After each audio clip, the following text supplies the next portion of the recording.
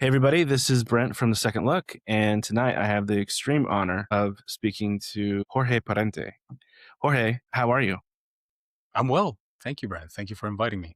Of course, of course. Thank you for your time. Just full disclosure here, I've met you a couple times now. I've gotten a little bit of your story. You're a very interesting person, interesting filmmaker, so I'm excited to spend some time here and kind of uncover even more. It's fantastic to be here with a film encyclopedia such as you. Yeah. Wow. So Okay. it's an honor. The honor is totally mine, bro. I appreciate that. Okay.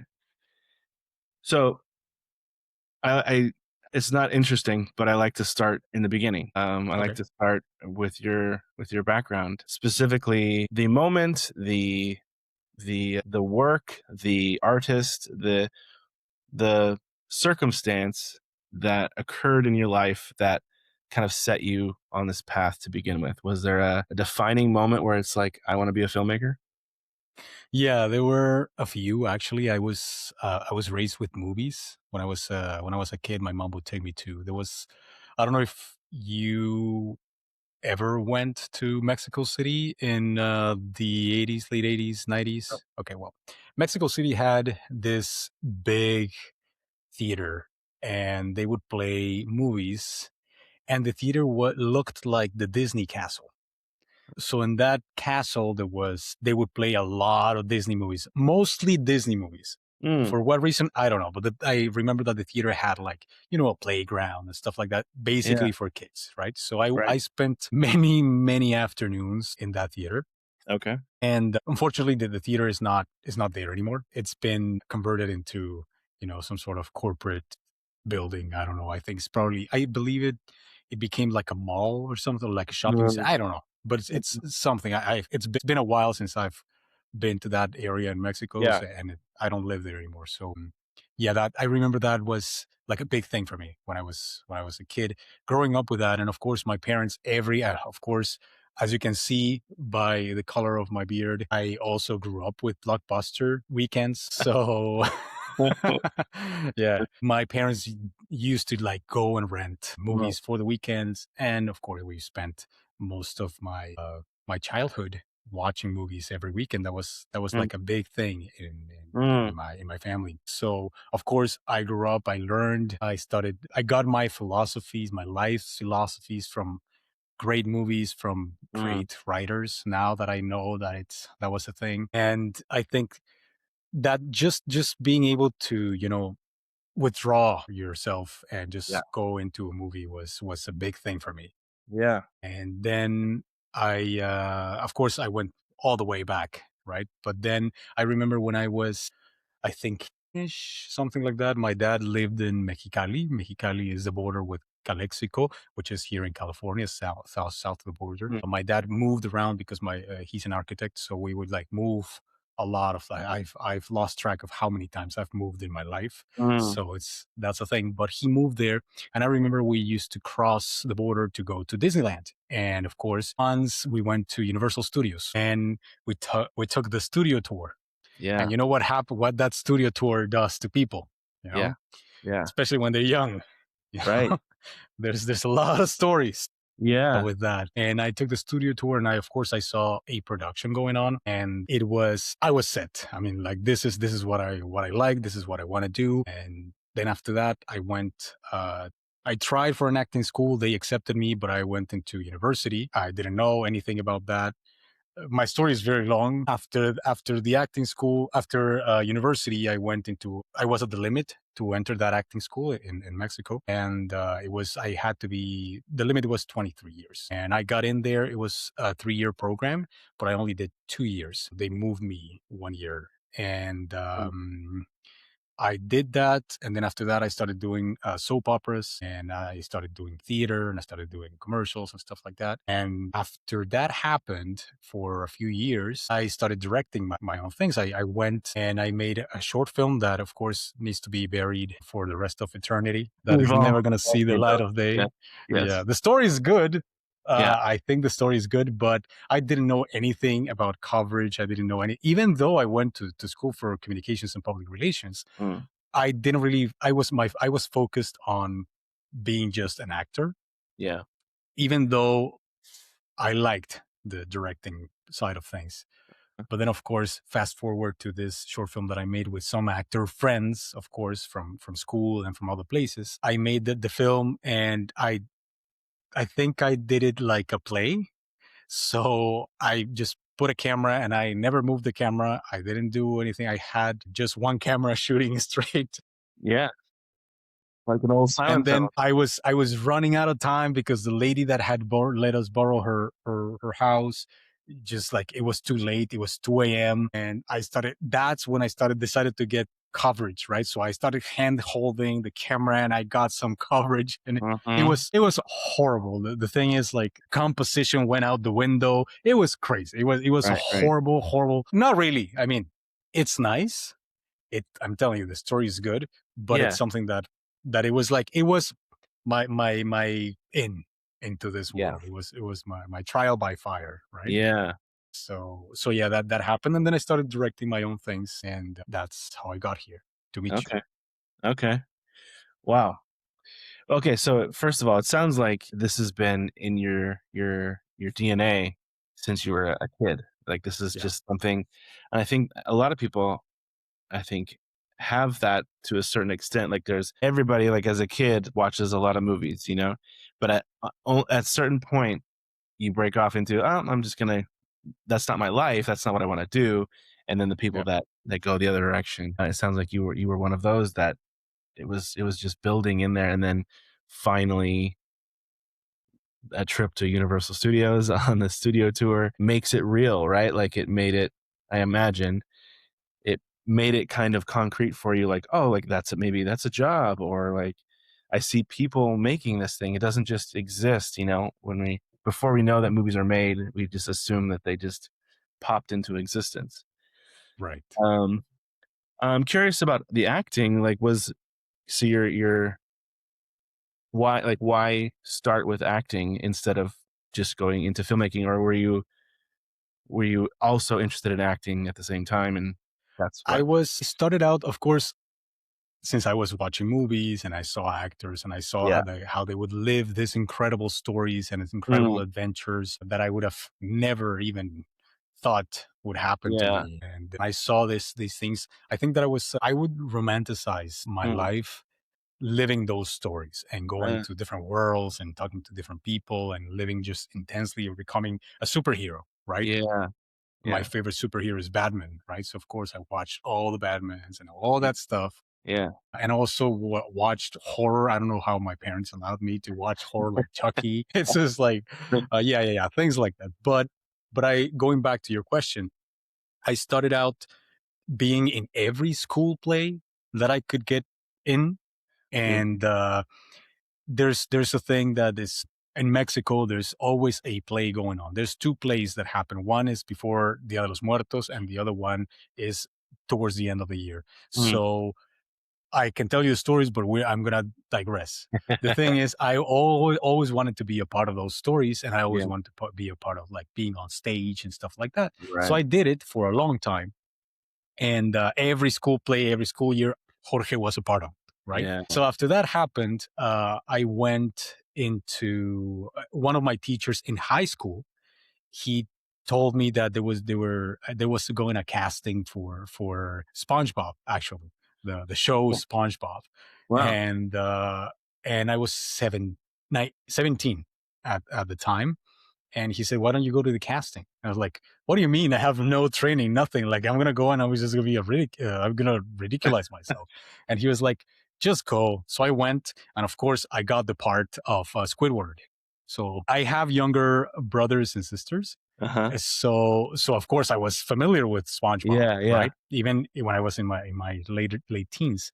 So I got into that play, and I started doing the thing. And one day there was this character that would rotate because it was the captain. Like Okay. we were supposed to go and find and rescue SpongeBob because Okay. I think Plankton had him, right? So there was the captain that would guide us. So one of the many captains, he was an actor in this big broadcasting school. Mm, Well, this big broadcasting company that also had a school. I okay. didn't know that. So he told me, "What about you go into the acting school?" And I'm Mm, like, what is that? And he's like, well, it's the acting school from this broadcasting school. And then you go and you learn and whatever, and then you can go and do soap operas and stuff like that. And I was like, okay, sounds good. So I went and I did the casting, and I told you, I mm, got in, but I didn't know anything. I didn't know if they were going to call me back or anything like that. So I just went and I did an exam for university. Of course, I mm, passed the exam and I got into the. But they told me, well, the problem is that in this program, this acting school is very thorough. So you have to be there from Monday through Friday, mm. from 8 a.m. to 7 p.m. Whoa. every day, right? So it's very thorough. The instruction is like in Yeah. theater. It's very good. It's very complete. You learn ballet, you learn dance, Oh, you learn corporal expression. You learn a lot of things. yeah. So I always saw myself as an actor. Yeah. But then, and this is, I'm going to bring back somebody that has fallen off of grace. And it was this big director that I, of course, heard an interview when he was younger. And he said, the reason why I wanted to be an actor is because, and this is a big director, and you probably know who I'm talking about. Yeah. The reason why I wanted to be an actor is because that's all I see. That's all I saw when I was a kid, you know? And it's true. It Oh, happened to me as well. yeah. Yeah. All I saw were actors. I didn't know anything about producers, Hmm. writers, costume designers, production designers, nothing. All I Right. saw was actors. And then, of course, time went by and I started seeing that I was being drawn to telling the stories, not Mm, necessarily just living them. Even yeah. though, of course, I enjoyed it and I did it for a long time, it still does not give me the satisfaction that it gives me, collaborating with other people and Yeah. actually guiding people into telling a story. So I see. that's why I started out as an actor. I mean, it's not that I don't enjoy it. I have done it. And it's, of course, I did it for many, many years, Hmm. so almost a decade. So it's not something that I'm a stranger to, but I really, as time has gone by, I have found that my real strength is directing. Mm, hmm. And it's good. It's important to kind of recognize what you're actually interested in and then pivot towards that. And now you're working as a director and you found this whole new level of satisfaction in your expression for, for what you're doing. You're not just living the stories, like you said, you're telling the stories. I think a lot of people have that some sort of maturation, evolution, they start in this area because for whatever reason, but then the same thing happened to me. I wanted to be an editor. So I when I, but I was as I was in school and I started interning at an editing company, saw what it was to actually be a working editor, and I thought, maybe not.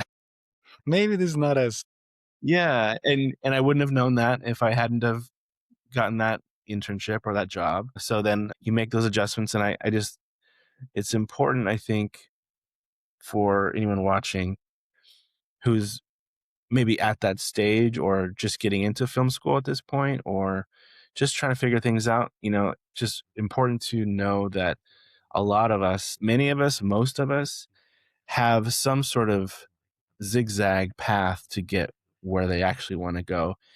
Very few is a straight line all the way with no deviation. That's pretty rare. So if you feel like you're not sure and you're unsettled and you're back and forth, just know that that's normal and a very common thing. Uh, okay, so you have an advantage here over a lot of filmmakers who just went to film school and wanted, all their training is behind the camera. You have in front of the camera training over a lot of people. So how does your acting background inform your directing? I think that it doesn't matter. No, of course not.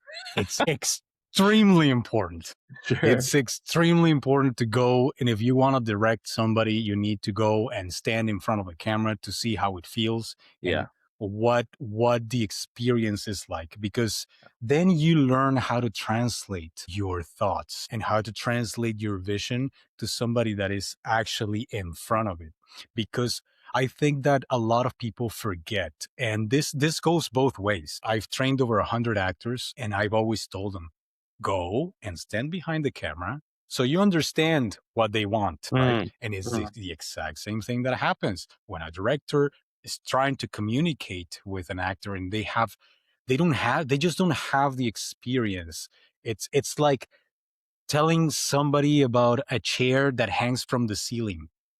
If that person has never sat on a chair or even seen a chair that hangs from the ceiling, how the hell are they going to be able to use it or mhm, know how to sit on it? You know, mhm, it's impossible. So you need to understand, at least increase your mind and your vocabulary so you can learn. It's like learning a different language. Exactly.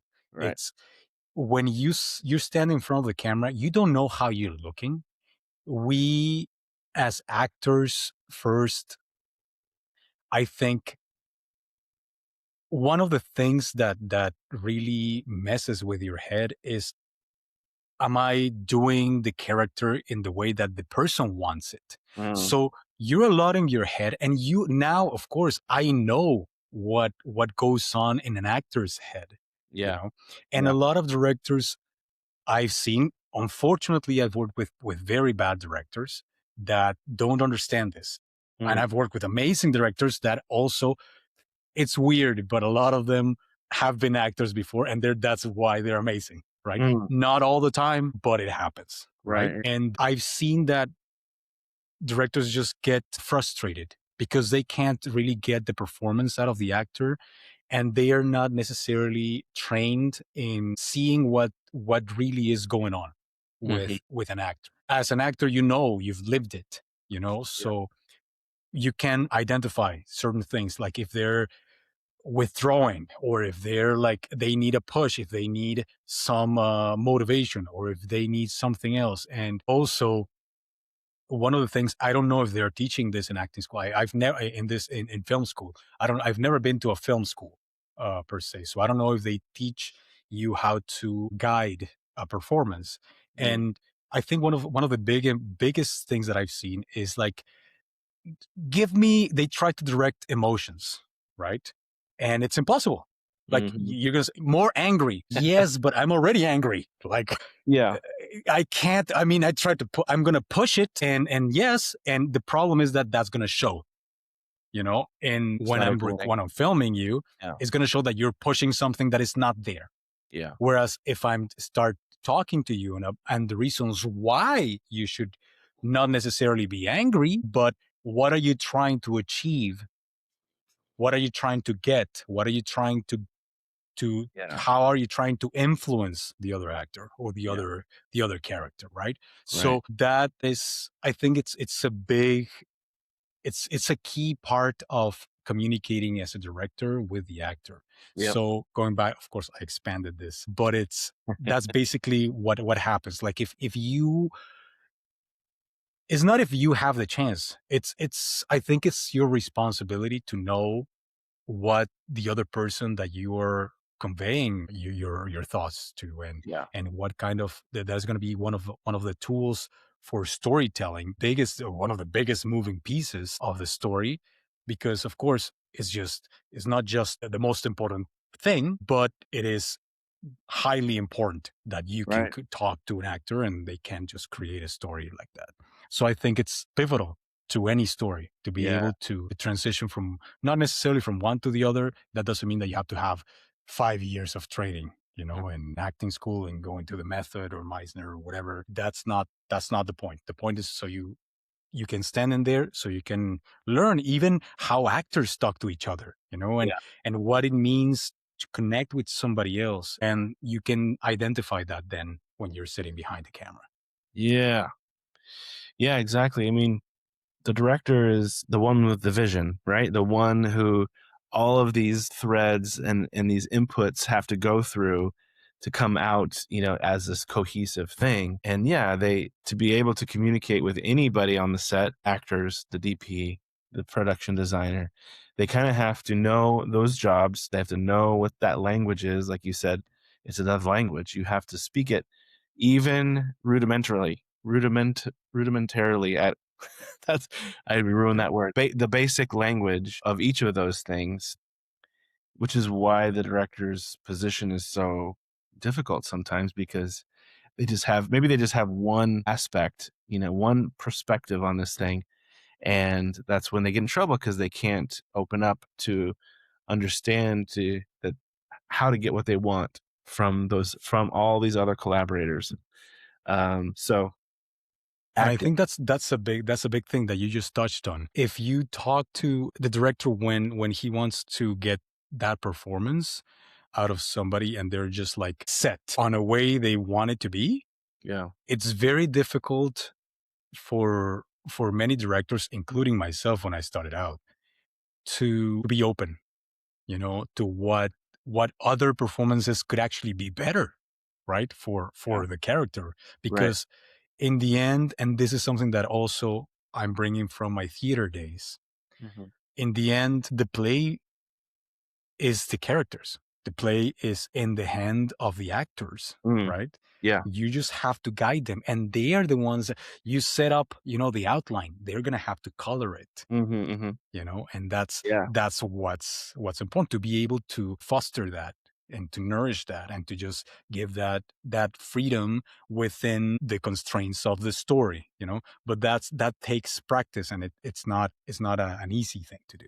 yeah, for sure. And then you have the extra added complication of different actors with different styles or different methods, or some like to rehearse and some don't, and now you have to juggle all of that as well. So it's not an easy position to be in. So for all you directors out there, learning those basics, take one acting class at the minimum, just to give yourself that little bit of an advantage in those when you're on set, when you're trying to handle these actors who have their own their whole that it's I don't have to say this because you know this, but I've done theater acting this much. I did myself. But acting is difficult for a lot of reasons, but it's vulnerable. And to do it well, like you really have to open yourself up and allow yourself to be like exposed and vulnerable. And so like you're not at your best self in any of these high stress moments when someone's telling you more anger, and then suddenly you feel bad because you weren't performing to a higher standard, and now so it's not easy, but knowing how that works just on a fundamental level for the directors, I think would give them an advantage. So they should really follow your lead and get some. I mean, they should take an acting class. They should take a cinematography class. They should study, composition. That you really not just because we're telling you to, because it will help you become a better director to have knowledge in all these areas. Um, okay, I'm curious how much filmmaking did you do in Mexico City? Because I'm very curious about filmmaking in other places and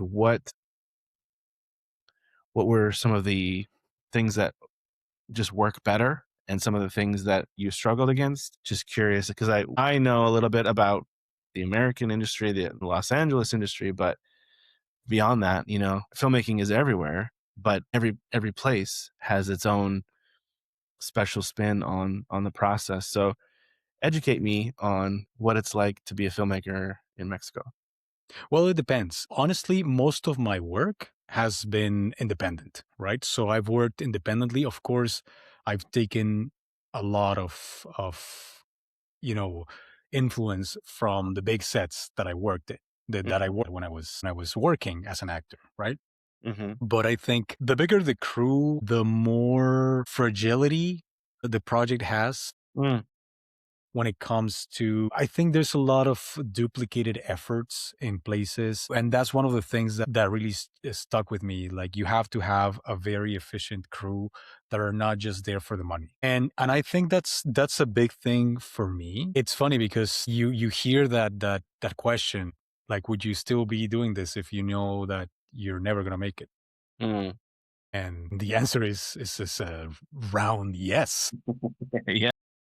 It's like there's absolutely nothing in this world, Brent, that Yeah. Yeah. makes me as happy as to be on set, Mhm. working with actors, working with cinematographers, working with sound people, working with costume design, working with writers. It's to me just the collaborative nature of this is just amazing. But going back to your question, I digress. The back to your question, I think it will depend on the team again.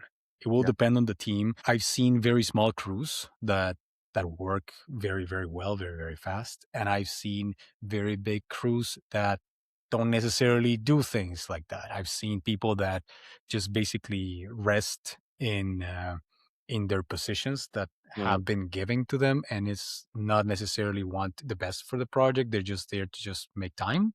Yeah. And I've seen people that are not necessarily the heads of the department that are so passionate about the Mm. project, Mm. and they just want to be get things done, and they just being a part is just the mere enjoyment of being a part of the project is what happens, is what brings them to a place. Right. And I think I've seen that in 3 countries now.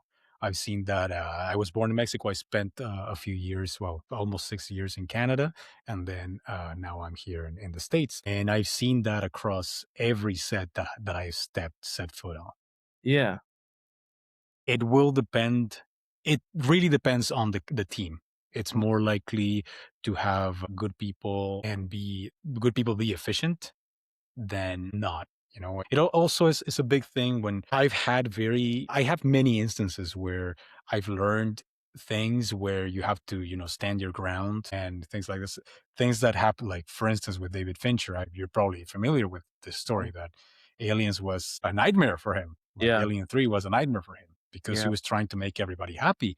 And that's not necessarily how things should be. Mhm. You need Yeah. to be able to fight for your vision. You need to be able to, if somebody comes with a crazy idea, you think about it in your head and you see if it fits, not just because they don't want to do something else. You have to be able to navigate those things. Yeah. So people think that directing is glamorous, but really it's not. No. It's like you have to do a lot of work. I Yeah. mean, of course, unless you're like put in that position and you're just like coming here and coming late and not being prepared and whatever. But I think that if you really want to be a good director and have a long career, you need to do a lot of work. You need to storyboard. You need to learn you need to learn your story. You Mhm. need to. I don't work with shot lists. I am a storyboarder. I'm going somewhere else. I It's just okay. caught myself. It's okay.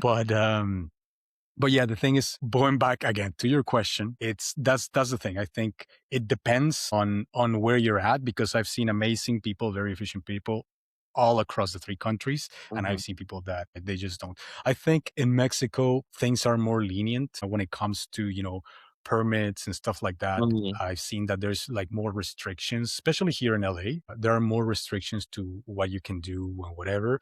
And Mhm. it makes sense, but I see that there's more of a inclination for Mexican filmmakers to just go and bear things, and just whatever happens, man. And Yeah. it's cool, right? And it yeah, I haven't seen that the same passion Yeah. in other countries. Yeah. It's hard to do that where, especially in LA, when the permit system is so rigid. But I've still seen people that get things done. Yeah. Like Yeah. Yeah. it's like I'm gonna tell a story, and if not all the astral bodies are Yeah. aligned, Yeah. I'm still gonna make it, and I'm still gonna Yeah. tell it.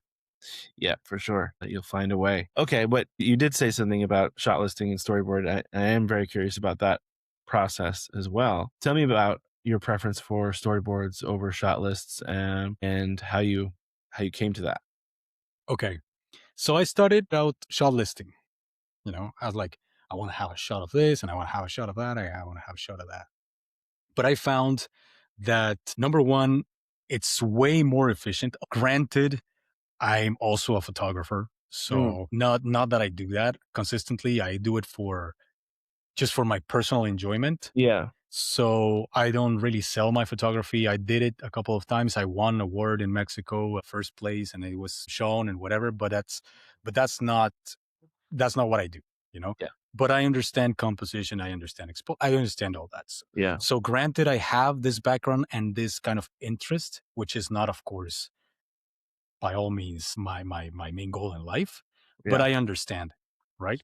So I noticed that when you come to set prepared, and I can talk about how I work on set and how I approach directing because it's my personal approach. I've Mhm. taken it from many influences in life, but I think if you can't sit down and direct, and let me tell you, my drawings for storyboarding are stick figures, Yeah. right? And horrible, like Yeah. 5 year olds, because I write like a 5 year old. I don't know how they let me out of kindergarten. I have no idea, but I made it, right? My writing is awful. That's how it is. But I kind of understand perspective and I kind of understand a lot of things. And I've been through the years, of course, I've become a little better into making the stick figures make Yeah. sense, Yeah. right? And I noticed that when I was shortlisting, the shots that I would get felt like rushed. Felt like I got there and I was running out of time because okay, I gotta get this shot, but I need to see how it's gonna be and what's gonna make sense because if I move the camera this way or if I put it on Mhm. a dolly of it's gonna be and then I think that once you get to set, if you have all those questions, you subtract time from production and you start going over budget, right? Yeah. And because you have many options, it's like okay, I'm gonna make take a shot of a car. Yes, but how, from where, and what are you trying to convey, right? Like Yeah. Yeah. it's difficult. And even though I put okay, dolly in for this, whatever, this car, right? What am I trying to say with that? What am I trying to do with that? And having that in my mind, I can play the movie in my head if I storyboard, right? Mm. Because this is what's going to happen. And then that shot, then of course, thinking that also helps you think like an editor. So when you get the shot, you're looking ahead and Mhm. you think about the blocking, where it's going to be, Mhm. where the shot is going to end, and how when I don't know if I know I don't think you've seen the whole short film, but there's a shot that I have that's tracking shot, even though we'll talk about that later. That was just an exercise that I did here with a few actors, but it ended up like being sent to festivals, and a lot of Yeah. people are even now. This morning, I got a request to screen that as well. So Awesome. it's a good thing. Thank you. Uh, it's a great thing, but it going back to your question, I think storyboarding just makes sets run smoother, and because now you can communicate with your cinematographer, you can tell them, I want this shot, I need this shot, I need that shot. I think I've seen that a lot of directors overly rely on the cinematographer to do that. Mm. I understand that maybe that's not their forte to just think in frames. Yeah. I don't know why, because I think it's important Yeah. to have an understanding of framing and being able to talk to people. And also, that's a big thing. If you storyboard, even if it's just stick figures, yes, it can be a lot of work, especially for a feature. Like Mm. I storyboarded my feature that I'm still like finding, funding and stuff like that. Yeah. The whole feature has been storyboarded and it's a 90-page psychological thriller. And I have over 400 frames, right? Drawn Yeah. frames. So it's a lot of work. Of course, a feature is different Mhm. than Mhm. just a short film or a commercial or whatever, a branding shot, whatever, a branding Yeah. video, something like that. But still, like, I don't see the reason why that doesn't help during production. So Sure. that's the reason why I choose storyboarding over just shot listing. Yeah. No, that makes a lot of sense. It's one thing to have just generic shots in your mind, wide shot, medium, close up, but even standard coverage like that, you kind of need to figure out like the location. Where is it? Like where are you going to set up? What's the background? Like so it always gets more complicated. So the more you have figured out ahead of time, you're gonna You're gonna save time on set. You're gonna inspire confidence in your actors who know what you want that because it shows what you want in your crew also. Yeah, So it's especially, and that's another thing. I was gonna say that it also saves, besides it saving time in production, it also helps, costume designers and production yeah, designers yeah, yeah. know kind of like the space and how they can dress it, and Mhm. how they can dress the characters and how they can do, the locations and everything like that. So Mhm. I don't see any downsides of Yeah, storyboarding. right. Yeah.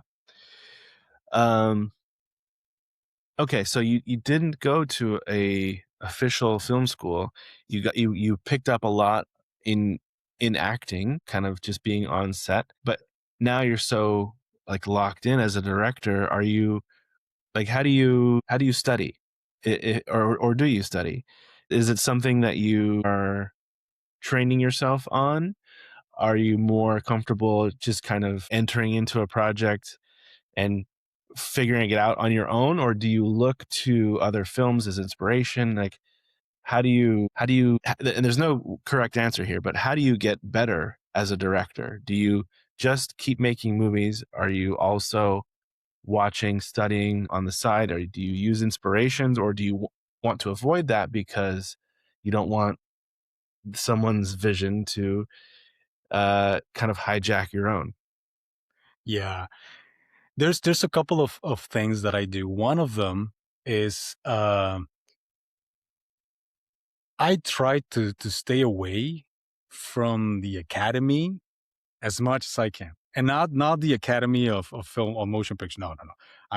I'm talking in an educational sense. Yeah. I try to stay as far as away from that, because I think that I've read a lot about film, and of course, I've read plays and I've read scripts, many, many scripts. Now I Mhm. know the pacing. Now I know the structure. That's the reason why I write my stuff, even though I don't consider myself a writer. Mm. Most of the things that I've directed are written by me, Mhm. because I feel like it's very difficult to come by great writing. So if I can't come by to great writing, I might as well just do it myself. Yeah. Even though I'm not a great writer, right? So, but to me, it's, I try to stay away from studying, in the sense of that I am always studying. I'm always learning Yeah. from people. Whenever I watch a movie, I'm like, I've never thought about that Uh, shot. Why have I never thought about that shot? yeah, yeah. Because I remember that for the longest time, I would just watch a film and I would just like be lost in the story. And I'm like, hold on, I need to see, I need to understand pacing, I need to understand story, I need to understand Yeah. blocking. So it's very difficult. I really have to force myself Yeah. to study, Yeah. in the whole sense of the word. I have to force myself to study a film. I Yeah. have to force myself to withdraw from the story and go into like technicalities and go into like Mhm. framing, composition, lighting, blah, blah, blah, blah, blah. It's very costumes again, locate, it's all that. I need to force myself to do that. So Yeah. I don't necessarily study. I force myself to Mhm. study when I can. But I think that's the biggest part. And I try, whenever I'm trying to convey something, when a story, a kind of like when I'm talking to somebody about a story or for a film or something like that, it's very difficult for me to bring up references, Mhm. because I try not to keep them in my head as something that Mhm. I want to replicate. They're there, and it's impossible to remove them from my mind, because when I want to make a shot and I want to have a dialogue and I want to move people, I will inevitably replicate Mhm. a movie that I've seen in my life. Right. Mhm. So I'm not coming up with, miraculously with this Yeah. shot that nobody has ever thought about. Yeah. Right. But I think my approach is more, again, even though that I have absorbed and I have been exposed to all these amazing cinematographers and directors and actors and performers, that's not fresh in my head Mm. ever, Mm. ever. It's always in the back. I know it runs in RAM. It's not it's not running in my frontal lobe. Yeah. It's not. That's Yeah. not how it is. But it's still there. It's still, like you said, it's working through you. It's more subconscious. So you probably recognize the value of watching, forcing yourself to study, so that you can internalize it so much that you don't have to pull out some specific thing. It's just in you now. And that's interesting. But yeah, it's interesting because you hear about even the best filmmakers, like I don't know, like Scorsese or someone who will have the cast and crew watch certain movies because that gets them closer to what he wants to do, so that there are reference points. But at what point are you at that? You have to distinguish yourself enough away from those things to make it your own. But at the same time, you have a shorthand with, remember that shot in that one movie? Like, that's what I want for here. Like, so it's always interesting to me how people approach that. I And think I go back to the memory bank and I think about something that happened, any shot that I saw, if any, right? Because I'm probably trying to replicate something that I don't even remember that I saw. Mhm, So to me, it's always been the story, and mhm, and that's what it is. A lot of cinematography just goes beyond, but I will remember specific scenes. Like, for instance, one of the biggest scenes that I will always remember is the Jurassic Park scene where the girl is about to be, her leg is dangling and is about to be bit by the raptor, right? yeah, And yeah, I remember how I felt in the theater. So yeah, you see, even though that to me was just living the story mhm, with the girl, I still remember the shot, yeah, right? And there's a lot of things that my memory does that when I see something, I was like, I don't remember the scene being shot like this. I mm, remember something else. So I yeah, think that's what happens. But I have used online tools, like, unless they pay you some money, I don't think I'm going to mention them, but some tools online yeah, that drag screenshots from movies. And right, I've used those tools mhm, to convey a specific theme or specific color palette or whatever when I'm talking to mhm, other creatives, in this case, cinematographers and stuff like that. yeah. Okay, now I wanna talk about this film that you made recently that, in your words, was just an experiment or just an exercise, and now it became something, and you're showing it places. So, what was the I know you told me earlier, like, it was just something, let's just do something, right? But, why this thing? Tell us a little bit about the idea, why it came up, and why it was and maybe what you were, if there was anything that you were hoping to get out of it other than just to be productive. Was there a goal with this thing? Okay, so it had been 2 years because most of 2024 I spent in the Arctic, in the Canadian Arctic. I Mhm, was living there and I was doing videography. Um, and I spent a big chunk of the year over there, and I didn't film anything that was a story that I wanted to tell. mm, And then 2025, I was transitioning into this move, making the move to the States. mhm, And then the year went by, and I was focused on other things. And then by the end of the year, I was like, I need to shoot something. Like, I need to make something before the end of the year. It has to be this year. yeah. And of course, I thought about this in November, right? So I was like, thankfully, when I moved to LA, because I've only been here for 5 months, when I moved to LA, I started getting in touch with people and I went on sets and I started doing like networking. And I met an actress that then put me in touch with another actor. And then with that actor, I got in touch with somebody else. And we started just like talking. And then at some point, I ended up going to a meetup in at a bar with a few friends that is run by an individual called Brent. And I met somebody else that is also a filmmaker, Hmm. but is also an actor. Yeah. So and I talked to him, and we had a great conversation. And then I met somebody else at the same meeting that is a great film composer, Hmm. and we also kicked it off. Very, very good. So we had a good time. Yeah. And then after all these meetings, after meeting all these people, I said, okay, I need to make something, right? This was by the end of November. Hmm. So I'm like, what am I going to do? I need to do something that is not going to take a lot of time, that is going to be able to shoot with a very small camera, because I don't have any big cameras anymore. This is something that is going to be a secret between you and me. I don't like having gear.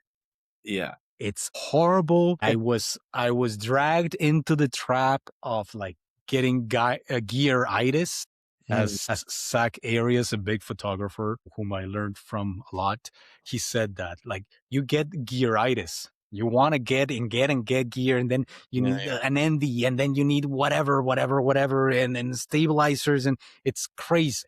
But I don't like having gear, right? Yeah. So the only thing that I have is the small camera that I'm using right now, and a microphone, an onboard mic, and a couple of lights. That's it, and small lights, right? Mm. So I talked to these people, and we made friends, right? So what happened was that I said, okay, I need to write a script that is going to be number one. If you see my filmography, you'll see that most of my films are like thrillers and suspense Yeah. and very intense things. Of course, that's not my commercial work. My commercial work is like more airy, more elevated, more Yeah. more more chill, right? Yeah. But I'm like, I need to steer away from what I know and I'm so comfortable with, right? And I say, well, I'm just gonna make a drama, and it's just gonna be a drama. And of course, I started writing, and I'm like, okay, I started writing a story, and I liked it. And I wrote the story in like 2 days. Mhm. It was like how many pages? I think it was like 11 pages. Yeah, it's 11 pages of script. Okay. So I talked to the friends here that I've made here. They have seen my work. So they Mhm. went to my website. Everybody knows my work, right? Yeah. So I told them, I want to make this film. What do you think? And these people said, okay. They read the script and said, okay, let's make it. And I said, I'm not going to pay. I don't have anything. I'm just here recent, and it's going to be like, there's no permits. There's nothing, Yeah. I'm going to do it guerrilla. Like, we're not even going to bring like a tripod to the outside. Right. And they were like, okay, sounds good. Let's do it, as an exercise. Yeah. And then we just got together and we filmed the thing. I think from when I sent them the script was at the beginning of December. We were filming on the 14th. We even filmed on the beach, and it was like 10 minutes, 10 days. It was on the 14th. And then by the time that we had everything, including, but because of course, I just called the composer and I said, hey man, like we have this, what do you think? It's Uh-huh. very short. I only need music here and here. What do you think? And he was like, sure, why not? Let's do it. I'm not doing Yeah. anything. The end of the year, come on, right? So we went there, and yeah, from the time that we were filming was the 14th to the time that, of course, and this is another thing, one of the actors put me in touch with a great editor, amazing editor, Mm. which has an amazing work ethic. So we started talking, and he said, I gave him I think all the footage on the 16th, and then he had something by the 19th. He had a rough cut, right? Mm. And I'm like, wow. I'm Yeah. blown away. Yeah. Of course, I sent him the all the footage, and I sent him the storyboard, because of course I storyboard the thing. Mhm. Mhm. But like, he just made magic. And of course, after that, we just sat down like 3 times just to adjust minor things, and pacing and extending a couple of performances and stuff like that. But then that happened, and then Luis, the composer, he ended up giving me the amazing score for the film, and he delivered on the 30th, December 30th. By December 31st, I was submitting to festivals, and then Right at the end. because Just right before. exactly, and that was the point, because that's how I told people, even the editor. I told them, I want to get this done before Yeah. the end of the year. Yeah. So we basically made it in less than a month. Mhm. And so we sent it out, right? I sent it out, and then there's this film club that they just screen things. They reached out to me. They were the first people to reach out to me in the beginning of January, but I had to be away, so I couldn't do it. And I said, they asked if we could just like screen it, if they could screen the film on the 15th. And I said, no, I can't do it. So they said, okay. I said, maybe we can do it the next month, right? Mm. So they said, okay. So I just went and I forgot about it. And then they reached out to me again and they said, do you want to do the screening now? And I was like, of Yeah. course, why not? So I went. Most of the team was able to make it, and we just saw the screen, being screened in a big screen for all of us with other filmmakers, which was amazing.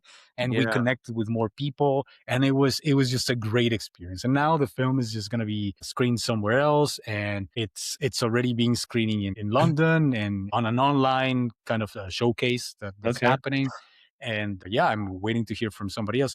But the thing is, this thing was supposed to be just something that we just made Yeah. as an exercise. Right. Right. But I had a big problem, which was that I got a team of very talented people. So it just couldn't end in Yeah. just an exercise. Yeah. Well, I mean, that's that's the best, most optimistic process for that to have happened. And for so many people, it happens the opposite. They have these big plans. They put so much, they've been thinking about this thing for a year, and they have all this prep, and they do, and they put a bunch of money into it, and they do all these things, and then it just kind of fizzles and falls away, and just never works out. So it's just great to hear that that doesn't always happen, that there are times when, yeah, you just do it for the love of doing it, and the universe pays you back with, like, some attention and some confidence and some momentum. And I'm sure at this point you're like ready, like prime, like, okay, what's next? Like, let's do it, right? Like, and that's the thing that so many artists, not just in film, need, is that momentum, that like personal momentum, because so it's, you're doing something, especially like alone, you're writing a script, or you're doing something, you're painting something, or you're writing music or something, but often maybe by yourself. And so how, only the few of us could actually sustain that without any of these small victories that come up, and like, or these big moments that kind of push you forward and keep you moving. So just happy to hear that turned out. Yeah, and everybody that went on the project. I mean, all the actors and the assistant, the first AD that I got, an amazing woman. That she was very efficient and she came up with so many solutions for stuff. Oh, Um, I think the key was, even though of course they were working just to be a part of this project, yeah, it's important to just feed them well. You know, that's I think that's where I spend the most money. I'm feeding them absolutely, like properly. It's absolutely. important. Like if the people are giving you their time, I mean, the least you can do is feed them well. Hmm. That's it. Have some snacks. Give them good food, not just pizza. Yes, we can have pizza, but not all the time. Yeah, Stuff like that. yeah. I mean, it's so true. It sounds like no big deal, but when you're working very hard, when you're working long hours, when you're out in the sun, I don't know what because working on a set is hard work. It's like It physical is. hard work, and the comfort that we get from decent and better than decent food is invaluable. Like, Yeah. not only do you it's comforting, it's like your reward for having worked the first half of the day, but now it gives you that extra boost that you need to have to finish the day. I agree. It can't be understated how that should be the most important thing, especially on when no one's getting paid on low budget movies like this. It's a must. Yeah. Well, Jorge, this has been a fantastic conversation. Thank you again so much for your time. I'm very excited for you. I've seen the trailer for Sand Prince, and I really want to see the full film. So as soon as that's possible, let me know Yeah, it. I'll send you the link. Yeah, and for anyone else, eventually, once it's done with its accidental festival run, it'll be available to watch, I'm sure, at some point. Again, You're thank you, welcome. Jorge. Have a great night, and we'll see you soon. Right. Thank you so much for having me.